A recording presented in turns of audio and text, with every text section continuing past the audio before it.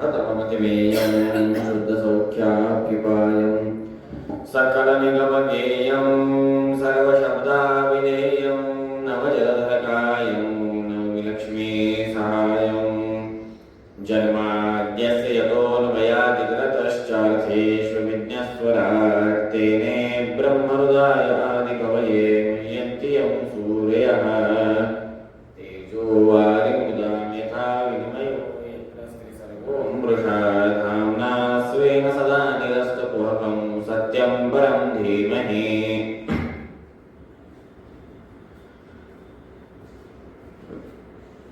रामाय रामभद्राय रामचन्द्राय वेदसे रघुनाथाय नाथाय सीतायापतये नमः।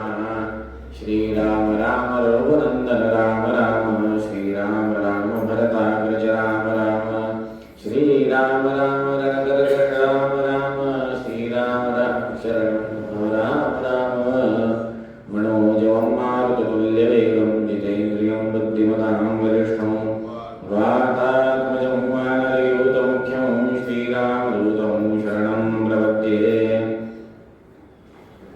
नौमि न्यायसुधादिकृज्जयमुनीन् श्रीपादरात्सन्मनीन् व्यासार्यान् विविधागमाब्धिविहरान् श्रीवादिराजानपि वन्दे हंसवरान् प्रभूत्तमगुरुन् वैदव्यवाराणिधिं श्रीसत्यव्रतराघवेन्द्रमुनिपां सद्बोधसद्ध्यानपान् विद्यायां विबुधाचार्यं वेदज्ञानाब्धिचन्दिरं दुर्मतध्वान्तमार्तण्डं सत्यध्यानमुनिं भजे सत्याविन्यकराब्जोत्थान पञ्चाशद्वर्षपूजकान् सत्यप्रमोरतीर्थार्यान् नौमि न्यायसुधारकान् शास्त्रेषु पारदृष्टानं शास्त्रज्ञेषु च वत्सलं दीनभक्तोद्धारकं सत्यात्मानं गुरुं भजे विद्यापीठविदातारं विद्यावारिधिचन्दिरं विद्यार्थिवत्सलं वन्दे महामहिमसद्गुरुम्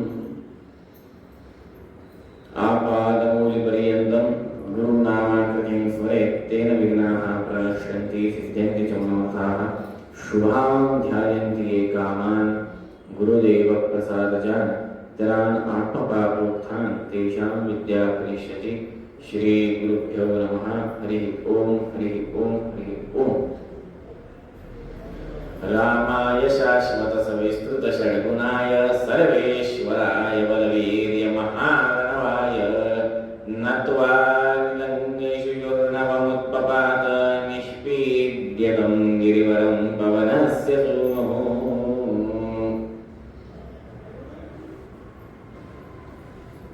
चुक्षोभवारिदिरनुप्रययौ च शीघ्रं यादौ गणैः सह तदीयबलाभिदृष्टः वृक्षाश्च पर्वतगताः पवनेन पूर्वं क्षिप्तोर्नवे गुरुरुदार्णवदस्य हेतो शालोहरस्य गिरिपक्ष्य विनाशकाले क्षिप्तोर्नवे समर्थो विरुतात्मपक्षः हैमोगिरिः पवनजस्य तु विश्रमार्थं मद्विद्यवार्धिमवर्धतनेकसानुः। सुंदरकांड।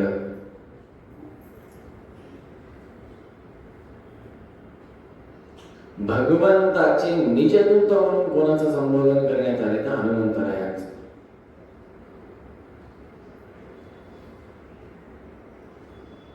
कालच्या कथेमध्ये आपण बघितलं की कशा पद्धतीने सगळे जण म्हणतात की मी 90 योजनापर्यंत 80 योजनापर्यंत अंगद म्हणतात मी जाण्याची माझ्याकडे जाण्याची ताकद आहे, तिथं जाऊन पराक्रम करण्याची ताकद आहे, पण परत यायचं कसं भरोसा नाही. असं असताना हनुमंतरायांना निजदूत का म्हणलंय. सुधेमध्ये एक विषय येतो, उपरती तितिक्षा मोक्षा मोक्तुमिच्छा इति मोक्षा. ज्ञान होतं मोठ्यांनी कसं आहे आपल्यापेक्षा योग्यतेत मोठे आहेत, पण आपली चूक नसताना देखील त्यांनी जर का आपल्याला ओरडलं तर आपण शांत राहायला पाहिजे. उपरती आणि कालांतराने जाऊन बाबा शांततेत सांगा की बाबा असं नाही, असं होतं, असं आहे. पण तिथेच जागेवर मोकळं करणं बोलून मोठ्यांना मोठे तिचे कोण याबद्दल श्रीमद टीकाकृत पाद सांगतात श्रीमद न्यायसूत्रेमध्ये. योग्यतेमध्ये ज्ञानामध्ये जे विद्वान आहेत, सुवोत्तमांना हा शब्द आपण वापरतो. उत्तम इतिचेत काय, वयोमानाने उत्तम नाही, योग्यतेने उत्तम पाहिजेत, मोठे पाहिजेत. त्यांच्याकडनं कसं असतं, प्रत्येक वेळेस दिसतं तेच असतं असं नाही. जसं की आता उन्हाळा आहे, डांबरी रस्ता असतो, मृगजळ म्हणतात, पाणी दिसत असतं का? तसं जे असतं ते दिसत नाही, जे नसतं ते दिसतं. उदाहरणार्थ राजकारण किंवा हत्तीचे दात, खायचे दात वेगळे असतात. नेहमी जे दिसल तेच असं नाही म्हणतायत. हा अट्टहास धरून चालत नाही की हे असंच असेल.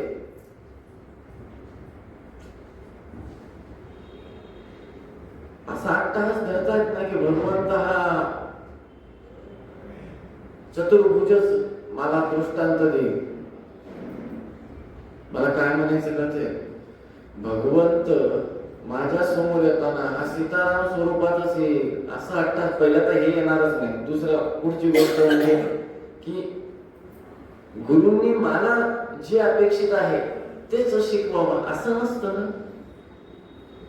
गुरुंना काय शिकवायचंय, गुरुंनी आपल्याला काय शिकवावं काय नाही ते गुरुंना ठरवू देत.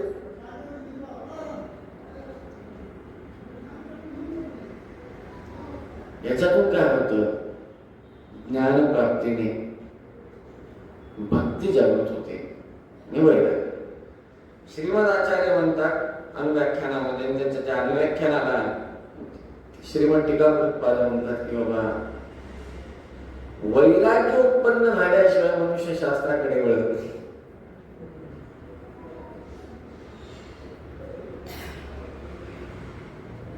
काय वैराग्य उत्पन्न व्हायला पाहिजे. वैराग्य म्हणजे काय,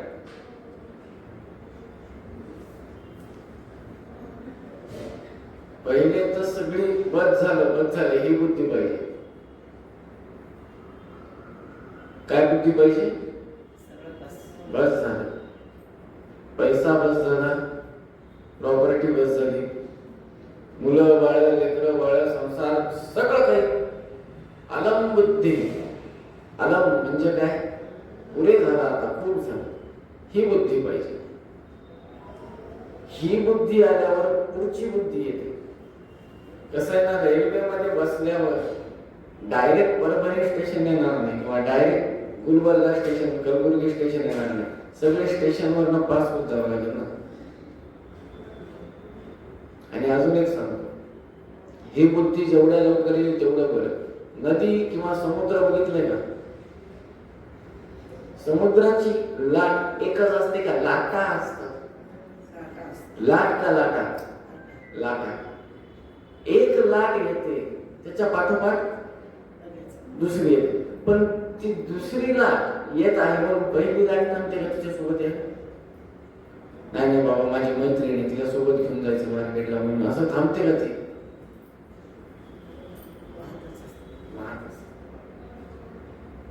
हे गोदावरीच्या बाबतीत पण, गोदावरीचं पाणी जर का धरणाच्या जवळपर्यंत तर लाटा असतात, तरंग असतात, त्याला तरंग म्हणते. तरंग जे आहेत, तरंग अनेक आहेत, नुसतं तरंग नाही, तरंगे किंवा तरंगा अनेक तरंग आहेत. त्या तरंगा ज्या आहेत तर एक तरंग दुसऱ्या तरंगासाठी थांबते का. तसं मनुष्य मेल्यावर कोणी म्हणतं का माझं फार जवळच होतं त्याच्यासोबत मी पण जातो आता, त्याची इकडे रचली इकडे माझी रचाची का म्हणतो कोणी, कोणीच म्हणत नाही. भारत म्हणाल बाबा त्याच्या बाजूला कुठल्याही क्षणी आपली पण असू शकते भविष्यात, एवढी बुद्धी होऊ शकते. असं असताना वैराग्यत्व आपल्याला प्राप्त व्हावं, मोक्षम इच्छा मोक्ष हा प्राप्त व्हावी यासाठी म्हणून शास्त्र अध्ययन करायला सांगतात. त्या शास्त्राध्ययनाच्या ज्ञानाने भक्तीने वैराग्य प्राप्ती होते. तेव्हा हे म्हणतात की मनुष्याला कशाची इच्छा असते? कर्मकांड करतात, यज्ञ इत्यादी करतात, स्वर्ग इच्छा असते की बाबा मला फलाना वर्ष स्वर्ग इच्छा भोगायची, मला याद आहे. बघा जे उपासना करतात काय करतात त्याच्यातले भरपूर जण, प्राय 99.99% लोक असे असतात जे सकाम असतात. त्याच्यात पण विषय काय असतो की मला इहलोकी नकोय सुख. काही जण असतात त्यांना इहलोकी सुख नकोय, परलोकी सुख पाहिजे. परलोकी सुख म्हणजे कुठे? मोक्ष नाही, स्वर्ग. आम्हाला स्वर्ग पाहिजे, स्वर्गातलं सुख भोगण्याची इच्छा आहे. त्यासाठी यज्ञ यागादी कर्म प्रचंड प्रमाणात करतात, खूप जास्त प्रमाणात. पण परत तिथून ते कुठं पडणार आहे? इहलोकी. पुण्य किती वेळ चालणार? बॅटरी किती वेळ चालणार ना? 5,000 कॅपॅसिटी मोबाईलच्या बॅटरीची, 10,000 आहे. आज नाही फार फार परवा 13 संपणारच बॅटरी. नोकियाची पहिली बॅटरी नव्हती लावली, आठवडाभर चालली, असं तर नाही आता. असं असताना ही एक बुद्धी. दुसरी बुद्धी म्हणतात की मोक्तुम इच्छा, मोक्षाची इच्छा असणारी जीव. आणि तिसरी जी की रजू जीवांची असते, अर्थात श्रीमद आचार्य भीमसेन देव, वायुदेव, हनुमंतराय यांची, यांना मोक्षाची इच्छा नसतेच. यांना इच्छा कशाची असते? भगवंताच्या प्रेरणेने, भगवंताच्या प्रीत्यर्थ सेवा करण्याची. प्रीणयामो वासुदेवम देवता मंडलार्पण. आम्हाला दुसरी कुठलीच इच्छा नाही. आम्हाला कशाची इच्छा आहे? भगवंताची सेवा करण्याची. बाकीचं सगळं काही ऑटोमॅटिक येणारच आहे. आम्हाला फक्त इच्छा एकच आहे, भगवंताच्या प्रेरणेने, भगवंताच्या प्रीत्यर्थ, एवढीच इच्छा आहे. असं असताना मग पुढे कोण जाणार हे सुनिश्चित झालंय. रजू जीव असलेले, अर्थात वायुपदावर स्थित होणारे जीव, त्यांना रजू म्हणतात. अर्थात ते कोण झाले? हनुमंत. रुजू जीव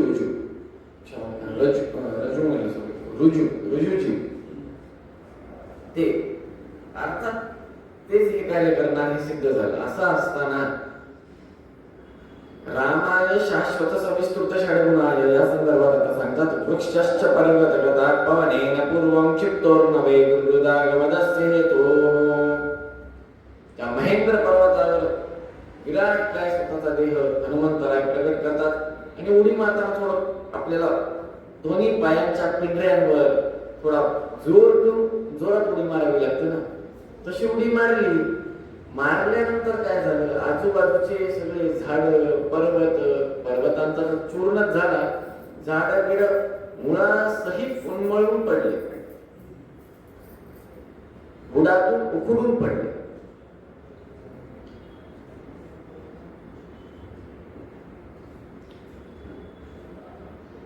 हैमोगिरी पवनजः सतु विश्रमार्थम उद्भिद्यवारिमर्दनेकसानु. मैनाक पर्वत. आधी पर्वतांना पंख होते, घोड्यांना पंख होते. घोड्यांचे पंख इंद्राने कापून टाकले, पर्वतांचे पंख इंद्रदेवांनी कापून टाकले. काय होत होतं? अहंकार प्राप्त होऊ लागला पर्वताला. एका जागेवरून उठायचं पंख असल्यावर आणि एखाद्या वस्ती असलेल्या गावावर जोरात जाऊन बसायचं. म्हणजे सगळ्यांचा कार्यक्रम कृष्णार्पण वस्तू. 10 क्षणात जेवायला बसले, क्षणात पिंड झाले. त्यांचे पर्वत, त्यांचे जे पर्वत होते, कोणाचे? मैनाक पर्वतांचे इतर पर्वत, भाऊबंधू, त्यांचे पंख कापून टाकले. आता हे भयभीत झाले. हनुमंताकडे गेले. हनुमंतराय म्हणजे चिंता करू नका, जलसमाधी घ्या, पाण्यामध्ये जाऊन बसले. त्यांचे पंख वाचले. कृतज्ञता या संदर्भात आपण याचे चिंतन केले. कृतज्ञता समर्पण करायला म्हणून समुद्रातून वर गेले, विश्रांती करा. हनुमंतराय उडत होते, आशीर्वाद केला. तिथंच बसा सध्या, आशीर्वाद म्हणजे अनुग्रह आहे. पुढे गेल्यावर देवैस तू नागजरणी प्रहिताम वरेन नागमाता. देवतांनी हनुमंतरायांची शक्ती काय आहे हे लोकांना दाखवण्याकरता म्हणून आले. क्षणात मुखात जाऊन क्षणात बाहेर येतात, ही कथा सगळ्यांना माहिती. छाया ग्रहण सिंहिका, छाया सिंहिका जेव्हा होतात ती सावली ओढून घेते. सगळ्यांना कथा माहिती आहे, पण एक कथा त्याच्यात अशी आहे, भूत्वा बिडाल समितो निशितांकुरिंच. बिडाल म्हणजे काय? मांजर. मांजरी एवढा प्यार करून त्या लंकापुरीमध्ये प्रवेश करत असतात. तिथं लंकिनी असते. लंकिनीची कथा सगळ्यांना माहिती आहे. ब्रह्मदेवाच्या वरदानाने अवध्यत्व प्राप्त झालेलं असतं आणि ब्रह्मदेवानेच वरदान दिलेलं असतं की बाबा तुझ्यापेक्षा हाईटला उंच कोणी तुला भेटेल तेव्हा तू समजून घे की या लंकाचं कृष्णार्पण होणार आहे. हनुमंतर आहे त्या लंकिनीपेक्षाही विराट रूप धारण करतात आणि एका ठोस्यामध्ये लंकिनीचा संहार करून भूत्वा बिडाल समितो निशितांकुरिंच प्राप्तं ददर्शने रूपवतीं सलंकां रुद्धोऽन्याश्वथ विजित्य च तां स्वमुष्टिं पिष्टां दयान्त एव विवेश लंकां. मार्गामध्ये ज्या लंकापुरीत प्रवेश करतात व मार्गामध्ये सर्वत्र भगवतीला जगदंबेला शोधत असतात तेव्हा मार्गमानो बहिश्चांत शोषोकवनिकातले ददर्श शिंशुपा वृक्ष मूलस्थितरमाकृतिं नरलोकविडम्बस्य जानन् रामस्य हृद्गतं तस्य चेष्टानुसारेण कृत्वा चेष्टाश्च संविदं तादृक्चेष्टा समेतायान्वलीयं मदा ततः सीतायानि चैव सन्नकृतयस्तानि सर्वशः भूषणानि द्विधा भूत्वा तान्येवासंस्तथैव च अथ चूडामणिं दिव्यं दातुं रामाय साददौ यद्यप्येतन्न पश्यन्ति निशाचरगणास्तु ते द्युलोकचारणे सर्वे पश्यन्तृषयैव च तेषां विडम्बनायैव दैत्यानां वञ्चनाय च पश्यतां कलिमुख्यानां विडम्बोऽयं कृतो भवेत् कृत्वा कार्यमिदं सर्वं निशङ्कः पवनात्मजः आत्मा विष्करणे चित्तं चक्रे मतिमतां वरः.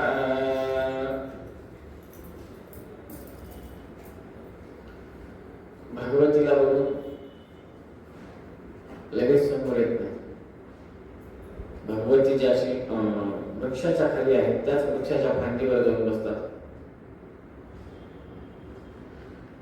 अंगठी खाली टाकतात, नंतर तिथं हळूच नतमस्तक होऊन प्रार्थना करतात. प्रार्थना केल्यानंतर भगवती स्वतःच कंकण हनुमंतरायाला देतात. प्रार्थना होती की बाबा आम्ही थोडस भूक लागली, खाऊ पडले, खावा म्हणतात. त्या अशोक वाटिकेमधले झाडांवर बसून सगळं खायला चालू करायचं. मला सांगा, इकडे दाखवतात की रामराय हे दुःखी आहेत. भगवतीच्या वियोगामुळे रामराय दुःखी.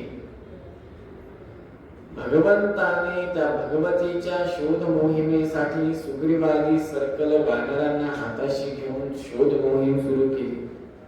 3 दिशेतली सैन्य हताश होऊन परत आले. 4थ्या दिशेचे दक्षिण दिशेचे सैन्य काही अजून आले नाही. समुद्र किनाऱ्यावर अंगराजे सगळे थांबलेले. हनुमंतरायाचा पत्ता नाही. एकूण ऐतिहासिक राम या पुस्तकाच्या चिंतनानुसार जर का गेलं तर पौर्णिमा, प्रतिपदा, द्वितीया, तृतीया या 4 दिवसांमध्ये हनुमंतरायांनी एकूण 4 त्या ग्रंथानुसार म्हणतात की जेव्हा पूर्ण चंद्र होता तेव्हा हनुमंतरायांनी कुठे प्रवेश केला? लंकेत. पौर्णिमेला प्रवेश केला. पूर्ण चंद्र, पौर्णिमा, प्रतिपदा, द्वितीया, तृतीया 4 दिवस तिथं, तिसऱ्या दिवशी तृतीयेला वापस निघाले असं म्हणतात. किती दिवस राहिले तिथं? 4 दिवस. 4 दिवसात काय केलं ते सगळं श्रीमदाचार्यांनी सांगून टाकलं.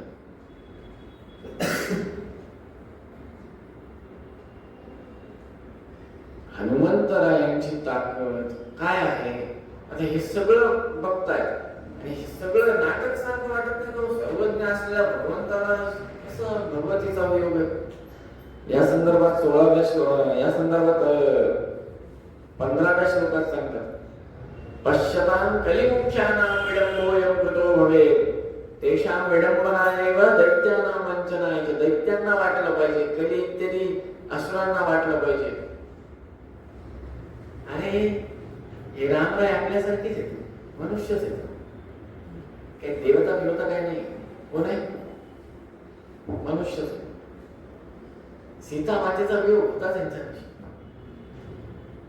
ही भावना सदैव बसावी. हा मनुष्य, सीता एक सामान्य स्त्री आहे, ही भावना दृढ व्हावी याच्यासाठी हे सगळी लीला लागतात.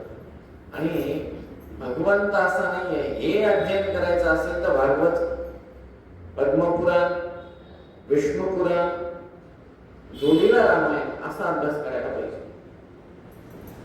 नुसतं रामायण वाचून होणार नाही, जोडीला भागवत पाहिजे. नुसतं रामायण वाचून चालणार नाही, जोडीला पद्मपुराण पाहिजे. नुसतं भागवत वाचून होणार नाही, जोडीला तुम्हाला विष्णुपुराण पाहिजे. भगवंताचं सर्वोत्तमत्व प्रतिपादन करायचं असेल तर तात्पर्य निर्णय सोबत पाहिजे अध्ययनाला.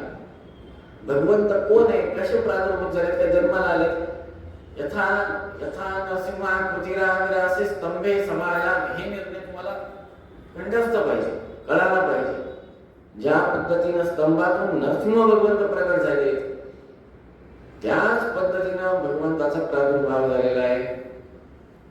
भागवतामध्ये वक्षोधिवास वृषभस्य महाविभूते, भगवंताच्या वक्षस्थळामध्ये लक्ष्मी देवी आहे. वक्षस्थळात जर का लक्ष्मी देवी असेल, भगवंतासोबत जर का रमादेवी असेल तर वियोग आहे का? आता आतून एक खरी मजा आहे याच्यात, ते म्हणजे परशुक्ल त्रयांना सदैव लक्ष्मी समेत नारायणाचं दर्शन, सीतारामांचं दर्शन हे सदैव हनुमंतरायाला होत होतं. जागोजागीच अर्थ कळतोय. भगवंत किष्किंधामध्ये त्या सुग्रीवाच्या छावणीत विश्रांतीत आहेत, दाखवतात लोकांना मी वियोगात आहे, दुःखात आहे. हनुमंतरायाला त्या भगवंताच्या बाजूला वामभागे भार्या भागवामी ती प्रसिद्ध डाव्या मांडीवर कोण बसलेलं आहे?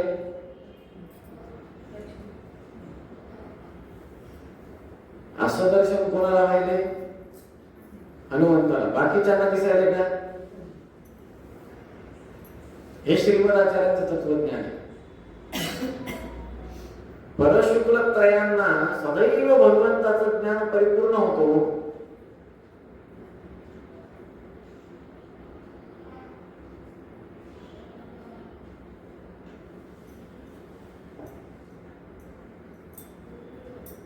बघा पुढे म्हणतात, समस्त शोक अथ शृणो दशाननं कपींद्र चेष्टितं परं दिदेश किंकरान् बहुं कपिन्निगृह्यतामिति समस्त शोभिवृत्यो वराधरस्य किंकरः समासदं महाबलं सुरन्तरात्मनो वदं शीतिकोटियूतपं पुरस्य राष्ट्रकायुतम् अनेकहेति संकुलं कपीन्द्रमागुणोद्बलं समावतस्तथा युधैः सतावितैश्च तैर्वृशं चकारतान् समस्तशस्त्रलप्रहारचूर्णितान्.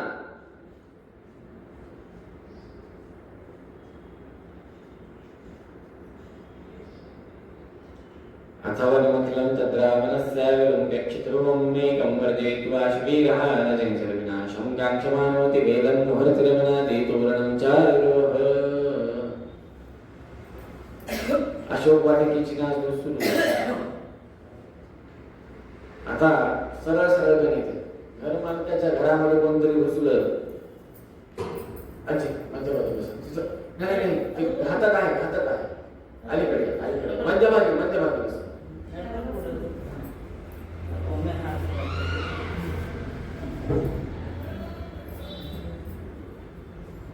घरामध्ये तुम्ही घुसलं तर सेवक पहिले कोणाला जाऊन सांगतो, मालक मालक असं असं झालं, कोणतरी आलं.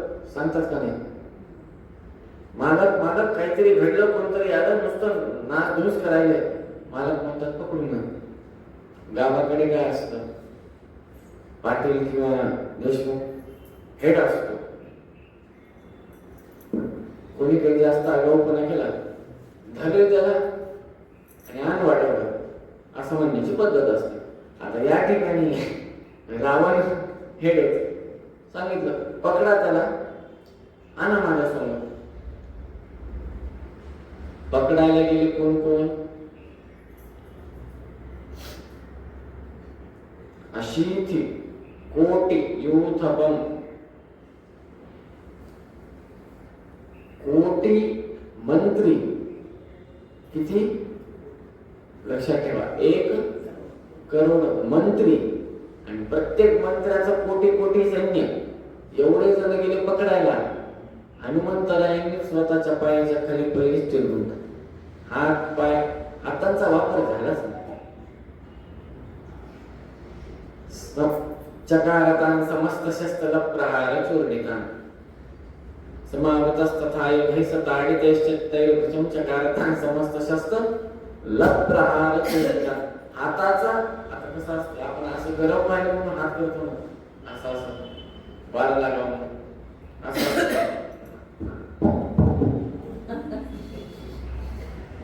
अशी दिली उलट्या हाताने सगळे मोकळे झाले. परत काय झालं, पुनश्च मंत्री पुत्रकांचा रावण वडील मेले, लेकर राहिले, जावा तुम्ही घेऊन भांडायला.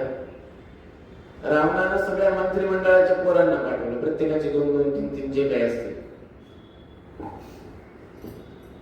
ममर्त सर्व पर्वत प्रभान बरा विरक्षिता. हनुमंतरायाने घेतले त्यांच्यावर. आता हे सगळे मायावी. नीट लक्षात ठेवा, या सगळ्या मंत्र्यांना त्यांच्या सैन्याला रुद्रदेवांकडनं अवध्यत्व प्राप्त होतं. कोणी सामान्य नव्हते. त्यांनी पर्वत उचलून फेकले हनुमंतरायांवर, दगड फेकले, हाजवण्यासारखं केलं. फक्त काहीतरी काही लागलं का? नाही. हनुमंतरायांनी जेव्हा त्यांच्यावर प्रहार चालू केला, सगळे जागेवर मृत झाले. अनुपमं हरेर्बलं निशम्य राक्षसाधिप कुमारमक्षमात्मनः समं सुतं नियोजयत्. अक्षय कुमाराची कथा माहिती ना, रावणाचा मुलगा. आता यांच्याबद्दल थोडंसं आपल्याला चिंतन करावं लागतं. बलाग्रगामिनस्तथा सुशर्ववाक् सुगर्विता निहत्य सर्व रक्षसां तृतीय भागमक्षणोत्. आता नीट कॅल्क्युलेशन लक्षात ठेवा. रावण अधिक इंद्रजित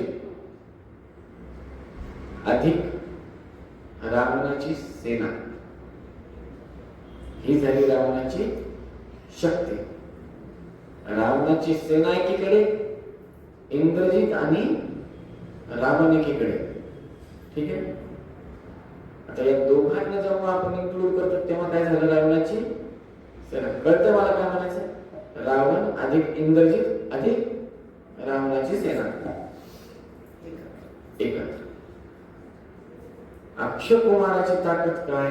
रावण अधिक इंद्रजित इक्वल टू अक्षय कुमार. त्या अक्षय कुमाराला मारायचंच का? हनुमंतराय म्हणतात की मी एक. हनुमंतरायांनी केवढं नुकसान केलं? 100% माहिती का? 75%. किती? फक्त 25% ठेवले युद्धाला. आपल्या माणसाला कळावं किती ताकदवर आहे म्हणून. अक्षय कुमार जर करायला असता, कोणाचा ठाव ठिकाणा लागला नसता युद्धात.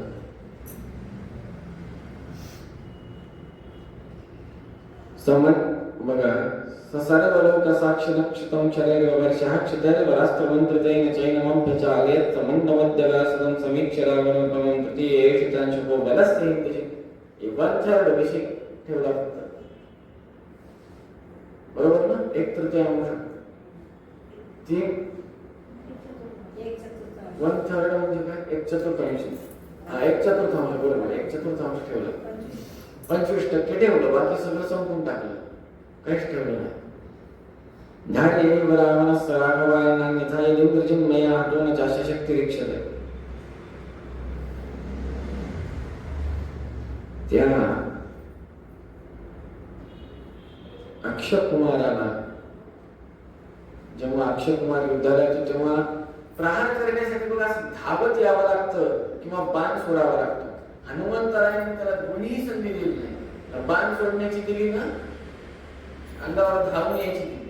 अंगावर धावून येता येता जागेवरच पाय पकडला, गरगर गरगर गरगर गरगर गरगर फिरून कुठं रथाच्या चाकावर. बघा 6 बालक देवकीचे 6 लेकरं अशाच पद्धतीने मारले. पुन्हा हनुमंतरायाने आजच कार्यक्रम करून ठेवला. ही टेक्निक तेव्हापासूनची, नंतर वापर केला थोडा ऍडव्हान्स झाला. बरोबर. पण अक्षय कुमार जर करायचे असते तर युद्ध जिंकणं सुग्रीवासाठी शक्तीमुळे. पुढे काय होतं, वेचवरून ते धरातले निजे सुते सराय शम्य शोभपात दस्तदग्रजम समानिषत अथेंद्रजिन महाशरय परास्त्र संप्रयोजितै तदक्षवानरोत्तमं न चाशकत् विचारणे यथास्तमोत्तमं विधे योज सर्वदुस्सहं सतेन ताडितो हरिर्विचिन्तयन् निराकुला. ब्रह्मास्त्र प्रयोग करतात. इंद्रजितांना गर्व, मी श्री हरींना देखील मारू शकतो एवढी ताकद आहे माझ्यात. काय लेचापीची समजलं का? काय आपल्यामध्ये असतो, मला काय समजता तुम्ही, मी काय घेऊन राहतो का?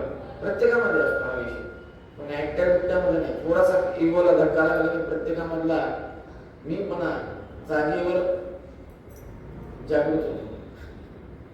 आता उदाहरणार्थ सहज सांगायला गेलं तर फॅन्सी ड्रेस कॉम्पिटिशन असते. त्याच्यामध्ये एखाद्या व्यक्तीने जिलेबी तर कॉस्ट्युम घातलं आणि समोरचा मनुष्य हा खवय्या असेल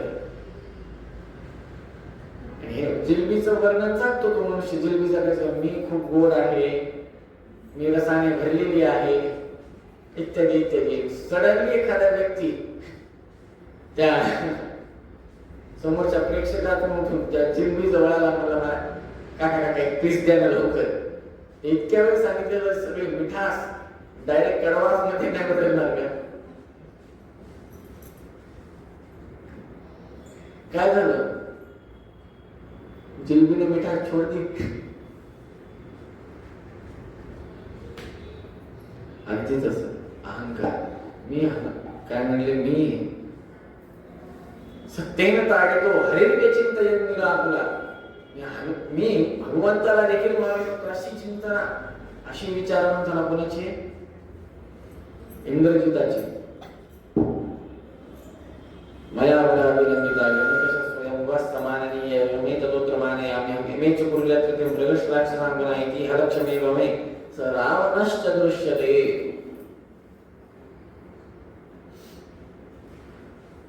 वडिलांच्या जवळ असतात म्हणतात, मी आता जाऊन त्याला पकडून आणतो. ब्रह्मास्त्र प्रयोग करतात, त्याला बंदिस्त करतात. रावण म्हणतात त्याला बंदी करून आणा माझ्यासमोर. इदम समीक्ष बंदवस्थितम कपींद्रमाश्रिते बबन्धरण्यपाशकैर जगामचास्त्रमस्तक अथ प्रगृह्यतम कपिं समीपमानयंशते निशाचलेश्वरस्तम सपृष्टवांश रावणः. पकडून आणलं. आता विचारतात, कपे कुतोऽसि कस्य वा किमर्थमिदृशं कृतम् इति तस्य तावत् प्रणम्य राममेश्वरम्. कपे कुतोऽसि कस्य वा, काय वागला, कपे कुतोऽसि कशामुळं, कस्य वा किमर्थमिदृशं कशासाठी, कोणामुळे, हे काय करून ठेवलं सगळं सत्यानाश. वाटिकेचा म्हणजे वाटिका हॉटेलचा नाही.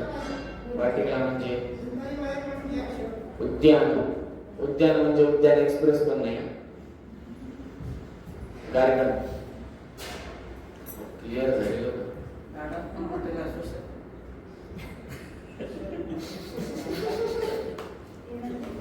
गार्डनही हॉटेल असू शकतं.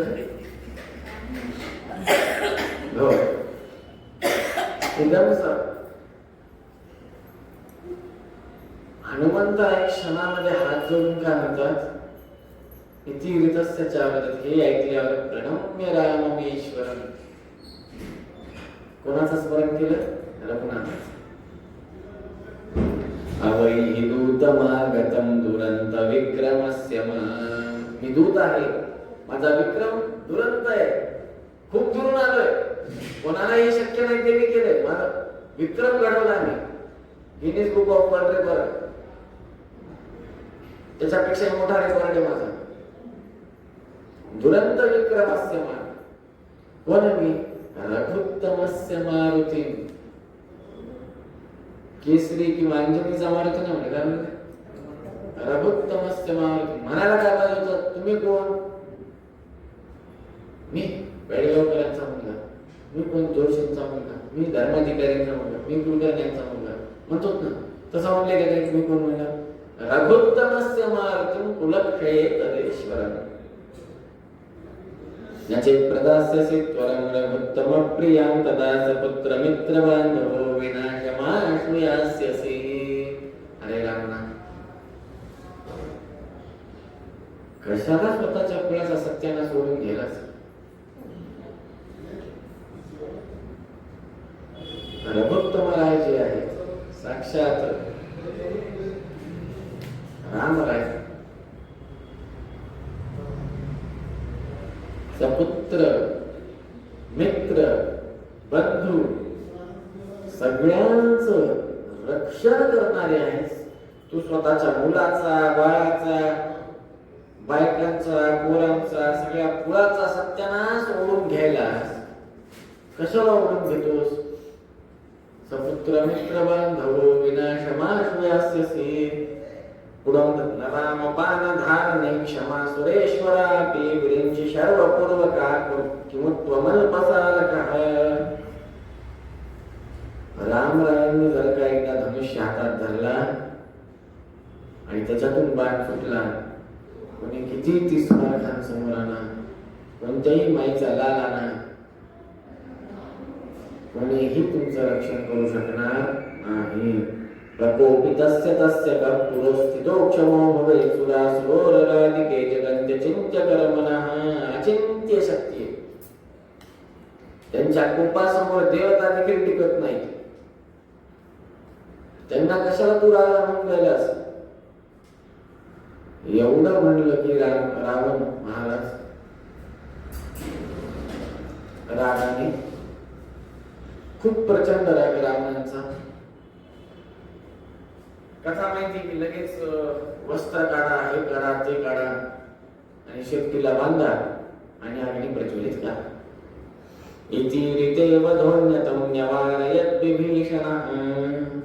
रावण म्हणतो यांचा शिरच्छेद करा, विभीषण म्हणतो धर्मानुसार निषिद्ध आहे, दूताचा शिरच्छेद करता येत नाही, काम करा, व्यंग करून सोडा, 5 मोठ्याने 1 मोठ कापा, नाहीतर सगळं करून ठेवायचं. 5 ठिकाणी 5 केस ठेवायचे चेष्टा मस्करी करण्यासारखे. नाकच कापून टाका, नाहीतर 1 कान कापून टाका. अशा शिक्षा दूतासाठी दिलेल्या आहेत. रावण म्हणतात हे वानर आहे. वानरांना सगळ्यात प्रिय काय? शेपूट. काढा म्हणजे मंत्रिमंडळ सगळ्यांच्या अंगावरचे उपवस्त्र काढले, तेलामध्ये भिजवले, वाढता वाढता वाढे, बस लांबच्या लांब वाढे शेपूट. अंगावरचे कमी पडले पण शेपूट काही लांब थांबलं. अथास्त्र वस्त्र संचये विधाय पुच्छमग्नये ददर्दुदाहनास्य तन्मरुत्सुखो हुताशनः. किली प्रज्वलित मम सर्वचेष्टितं सराक्षसा निरामयान् बलोददश्च कौतुकात् प्रदुग्धमेव तां पुरीं. लंकेची खासियत, ब्रह्मदेवाच्या वरदानाने लंका, त्या लंकेला, त्या क्षेत्राला विशिष्ट वरदान प्राप्त होतं. काय? इनकमिंग कितनी भी चलने दो, आउटगोइंग की कोई टेन्शन नाही. म्हणजे काय? अक्षय पात्राची खासियत माहिती? अक्षय पात्रामध्ये जर काय एखादं अन्न ठेवलं, ते अन्न वाढत गेला तर त्याचा कधी क्षय होत नाही. या प्रसंगी श्री श्री श्री सत्य प्रमोद तीर्थ महास्वामीजींचं म्हणजे अक्षय लंका कशी आहे या संदर्भात तो अक्षय विषय काढतो. पुण्यामध्ये स्वामीजींच्या कार्यकाळामध्ये एकाने स्वामीजींची पुडी ठेवली, भिक्षा ठेवली.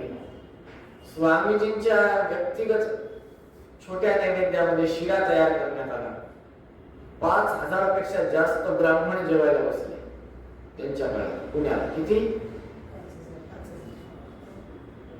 स्वामीजींचं जेवण झालं. स्वामीजी म्हणे शिरा वाढला का नाही? सगळ्यांना विचारलं. शिरा केलाच नाही. घर मालकाला घाम फुटला, शिराच नाही. ब्राह्मणांना स्वामी म्हणाले शिरा वाढा.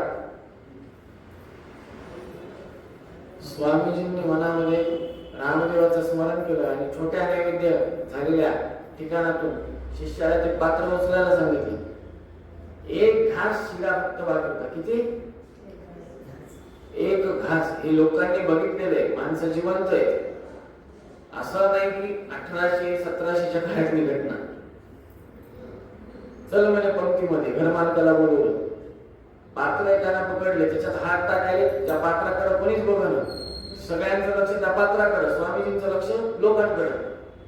हात टाकायले, शिरा वाढायले, हात टाकायले, शिरा वाढायले. सगळ्या ब्राह्मणांना म्हणाले आखाडता हात घेऊ नये, प्रशस्त जेवावं. आखाडता हात घेऊ नका जेवताना, प्रशस्त जेवा. हात टाकायले, शिरा वाढायले, हात टाकायले, शिरा वाढायले. 5,000 माणसांना पुरून उरला शिरा. परत एक घास राहिलाच. तर तिष्ठात दशांगुल भगवंताची कृपा. हे अक्षय पात्राचे नाव. त्याचा आणि या ठिकाणी ह्याचा काय संबंध कथेचा?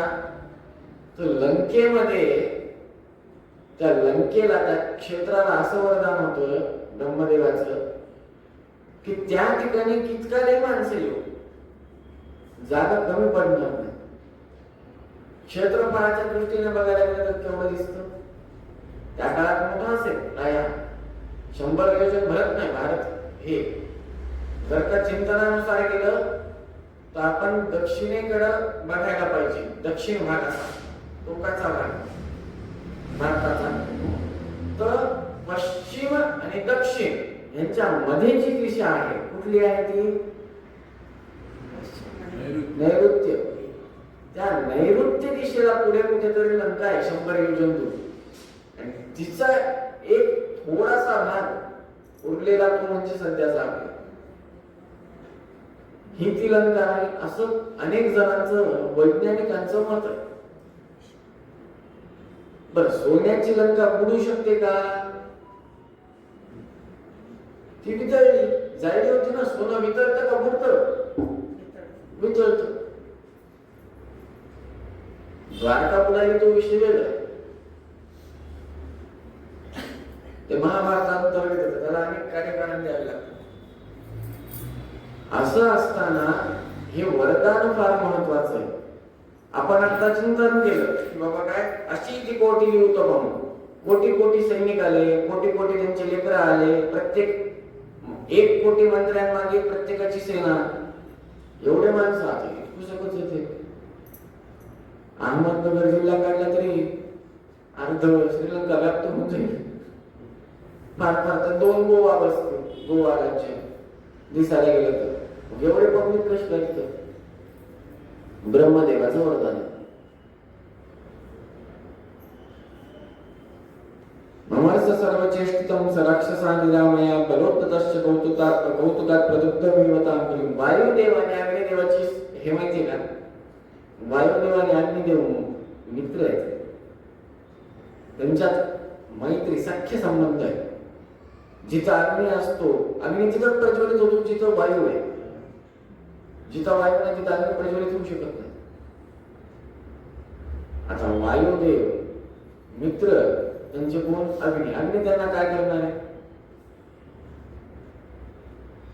उडी मारली तिथून, भर सभेतून उडी मारली.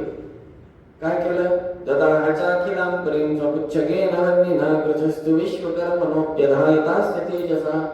जाळपोळ सुरू केली, सर्जिकल स्ट्राईक. सगळी लंका जळायला प्रारंभ केला. विश्वकर्माने तयार केलेली ती सुवर्ण रत्नकारी तांस राक्षसोत्तमै सहा पदाय सर्व तत्पुरी मुदान्वितो जगर्जच. सामान्य नाव होतं राक्षसोत्तम, राक्षसांमधले उत्तम उत्तम असणारे माणसं. जसं आपल्यामध्ये उत्तम उत्तम पक्षातले माणसं असतात, डॉक्टर, इंजिनियर, ऍडव्होकेट, वकील, न्यायाधीश, सरन्यायाधीश, उच्च न्यायाधीश, जिल्हाधिकारी, मंडलाधिकारी, गट शिक्षणाधिकारी, शिक्षण विस्ताराधिकारी. आता आपण संभाजीनगरला राहतो, हे उच्च शिक्षण महाराष्ट्र शिक्षण मंडळ बोर्ड रेल्वे स्टेशनला जाताना तिथलचे सगळे अधिकारी असे मोठ्या मोठ्या पदावर राहणारे क्लासरूम अधिकारी आपल्या भाषेत बोलले. राक्षसांमधले क्लासरूम अधिकारी बरोबर हुडकू हुडकू त्यांचे घर जाळले. सामान्य माणसाला सांगतील नाही, बरोबर हुडकू हुडकू त्यांचे घर जाळून टाकले. आणि हे सगळं बघतोय कोण? सरावणंचा पुत्र त्वं तृणोपमं विधाय च तयो प्रपश्यतो पुरी विधाय भस्म साध्ययो. हातात काहीच नाही. हालत कशी झाली म्हणजे ताराच्या खाली गाडी असावी, डिप्पीच्या जवळ गाडी जळावी, डिप्पीचे वरती अशी आदर लटकावे, पाणी टाकता येणं आणि आग भिजवता येईन, आजूबाजूला वाळू पण नाही भिजवायला. पाणी टाकावं तर आपण जळावं, कारण की वायर आहे. पाणी टाकायला गेलं तर काय होईल? आपल्याला त्रास होईल. पाणी पण टाकताना नुकसान तर वायर काहीच करताय ना, अशी हालत झाली. त्यांच्या डोळ्यात देखत कशी जळाली लंका? गवताची गंजी ज्या पद्धतीनं जळावी त्या पद्धतीने एखादा कडबा जळावा त्या पद्धतीनं सरावणं सपुत्रं तृणोपमं विधाय च तयो प्रपश्यतो पुरीं विधाय भस्म साध्ययो. भस्म झाली सगळी लंका, क्षणात भस्म झाली. विलंघ्यचार्णव पुनस्वजाति प्रपूजिता प्रभक्षवानरैषितुं मधुं प्रभुं समेवान. पुन्हा निघाले, सीतामातेला नमस्कार केला, चरण डोळ्याला माथ्यावर शिरसा धारण केली. आज्ञा माते, येतो आम्ही जातो आमच्या गावात, आमचा राम राम घ्यावा. मारली तिथून उडी समुद्रामधून. प्रभक्षवानरैषितुं मधुं प्रभुं समेवान. आले जागेवर, कुठे? जिथं सगळेजण थांबले होते. आल्यानंतर हे सगळेजण निर्जला बसले होते अंशनाला. आता अंशन सोडायला पाहिजे नव्हतं तर कशाला सोडलं? मधुं प्रभुं समेवान. कदली फळ आणि मधु, आता काय मध आणि केळी हे कुस्करून खाल्ले. बघा, हनुमंतरायांना केळीचा नैवेद्य आज पण खूप प्रसिद्ध आहे, मधाचा केळीचा. येलगुरला जर का येलगुरेशाकडे गेला तर मधु अभिषेक आणि केळीचा अभिषेक, इतर कुठल्या फळांचा जास्त अभिषेक नाही, केळ आणि मध त्याचाच अभिषेक. आणि हे सिद्ध विषय, नैवेद्य हनुमंताला केळ आणि मध असाच करावा. किंवा मग पंचखाद्य स्वशक्तिदान म्हणून सांगितले ते, तो भिन्न विषय. प्रधान विषय हा का अंशन याच्याला सोडलं होते सगळ्यांनी. केळ आणि मध हे खाऊन टाकलं सगळ्यांनी, उपवास सोडला आणि तिथून कुठे गेले? रामं सुरेश्वर गणं गुणाभिरामं संप्राप्य सर्व कपिवीरवरे समेता चूडामणिं पवनजः पदयोर्निधाय सर्वांगकैः प्रणतिमस्य चकार भक्त्या. भगवंत ज्या ठिकाणी आहेत, सुग्रीव ज्या ठिकाणी आहेत, लक्ष्मणजी ज्या ठिकाणी आहेत, अंगद, केसरी, हे सर्वजण त्या भगवंत ज्या ठिकाणी आहेत त्या ठिकाणी आले. हनुमंतरायानं कंकण सीतामातेचं भगवंताच्या चूडामणिं पवनजः पदयोर निधाय, भगवंताच्या चरणावर ठेवलं कंकण आणि सगळ्यांनी भगवंताला नतमस्तक होऊन शिरसाष्टांग दंडवत प्रणिपात केला. भगवंतांनी कंकण ओळखलं. शेवटी भगवंत काय म्हणतात? रामोपी नान्यत रामोऽपि नान्यतनुता तुममुष्टयोग्यमत्यन्त भक्तिभरितस्य विलक्ष्य किञ्चित् स्वात्मप्रदानमधिकम्पवनात्मजस्य कुर्वन् समाश्रितं परमाभितुष्टः. हनुमंता, मी तुला काय द्यावं? माझ्याकडे देण्यासारखं काहीच नाही. स्वात्मप्रदानमधिकम्पवनात्मजस्य, तुला आलिंगन देतं एवढंच माझ्या हातात. ह्याच्यापेक्षा माझ्या हातात आता काही नाही. आजच्या काळात जर काय एखाद्यानं असं म्हणलं आलिंगन देतो, नमस्कार, समोरचा म्हणून तुझं आलिंगन तुझ्याकडेच ठेव बाबा, तुझं आलिंगनही नको काहीच नको, माझे काही नगद पैसे तेवढे दे, मला मोकळं कर, काम केले तुझं. किती मोठी गोष्ट आहे बघा. आलिंगन का देतात हे देखील 2 मिनिटं ऐका. आलिंगन देणं म्हणजे विश्वास ठेवणं समोरच्याला. मित्र, भाऊ, पिता, पुत्र, हा दृढ विश्वास आहे की बाबा तू सर्वस्व आहेस माझा. ही भावना आलिंगन दिल्याने जागृत होते, बुद्धिगत होते, कळते कृतीद्वारे. स्वात्मप्रदानमधिकम्पवनात्मजस्य, आलिंगन दिलं कुर्वन् समाश्रितं परमाभितुष्टः. असं हे दृश्य सगळेजण पाहत असताना सर्वजण त्या हनुमंतरायावर रामचंद्र प्रभूंना साष्टांग दंडवत प्रणिपात करतात. नमस्ते प्राणेश नमः स्वामी रामप्रियतम हनुमन् गुरुगणा नमः श्रीमन्मध्वप्रवर्तत कृष्णेष्ट भगवान् नमः श्रीमन्मध्व प्रदुष सदृशन्नो जय जय. अशा या हनुमंतरायांचं कार्य श्रीमन न्यायसुधीच्या अध्यायांमध्ये अनेक ठिकाणी जीवोत्तमत्व प्रतिपादन करताना श्रीमद टीकाकृत्पाद म्हणतात. सुरुवातीलाच आपण आजच्या चिंतनाला पाहिलं की मुमुक्षा ही आपल्या सगळ्यांना आहे. रुजू जीवांना मात्र मोक्षम इच्छा आहे का? मोक्षाची इच्छा आहे का?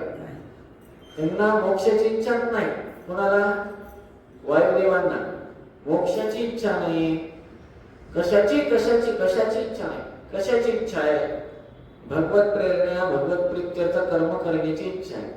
म्हणून हनुमंतरायच समुद्र उल्लंघन करणार, यात काही संदेह नव्हता. त्याच पद्धतीने आपण देखील आपलं सौभाग्य, मोठं प्रचंड सौभाग्य,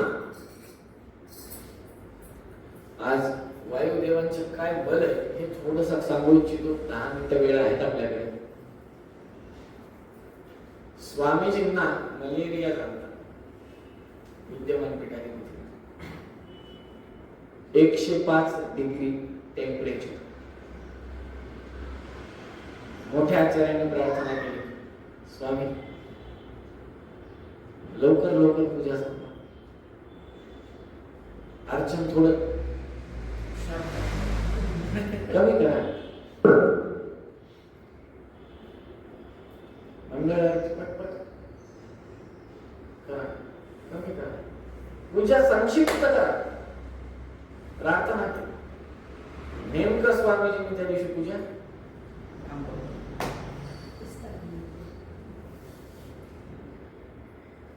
मी डोळ्यानं पाहिलेलं सांगतो. 2019 17 डिसेंबर गुरुवार सकाळी 11:30च्या सुमारास स्वामीजी रामदेवाची पूजा वैष्णवी मंगल कार्यालय परभणीमध्ये सुरू केली.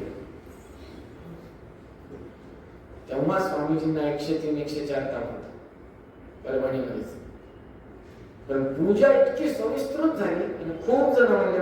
तेव्हा मला कोणत्या आचार्यांची ओळख नव्हती. हे आचार्य आहेत, ते आचार्य आहेत. प्रत्येक जणांमध्ये चर्चा चालू होती. महाराज समय आलेला, अजून पूजा चालूच आहे, खूप उशीर झाला, अजून पूजा चालूच आहे. मी पहिल्यांदाच बघायला रामदेवांची पूजा किती वेळ चालते काय काहीच माहित नाही. मूळ राम काय हेच माहित नाही. तिथून सुरुवात होती. पूजा किती वेळ चालते त्याच्याशी काय संबंध? तेव्हा चालेल, चालू दे, आपल्याला काय, आपल्याला दर्शन घेण्याची मतलब दर्शन घ्यायला जाऊ, ही भावना. पण जेव्हा सगळं कळालं तेव्हा आश्चर्यचकित होण्याची बाजू म्हणजे वायुदेवाचं सन्निधान हे खरंच आहे. देवाः एव यतयोः भूत्वा श्रीमन्मूल रामचंद्र अर्चयन्ती. देवता स्वतः यती स्वरूपामध्ये येऊन त्या मूल रामदेवांना हात लावतात, पूजा करतात. या संदर्भामध्ये वेदना काय त्यांचं नाव घेतलं, विद्याधीश विद्याधीश नाही, कणेकोटा वेदव्यास महास्वामी, रघुत्तमतीर्थ महास्वामींचे साक्षात शिष्य, त्यांचे शिष्य विद्याधीश ते सांगतात की फक्त आणि फक्त माझ्या गुरूंच्या परमानुग्रहाने मी रामदेवांना स्पर्श करू शकायलो. जर का त्यांचा अनुग्रह नसता, मी जर का रामदेवांच्या प्रतिमेला स्पर्श केला असता तर मी जळून खाक झालो असतो. कोणाचे शब्द काय म्हणाले,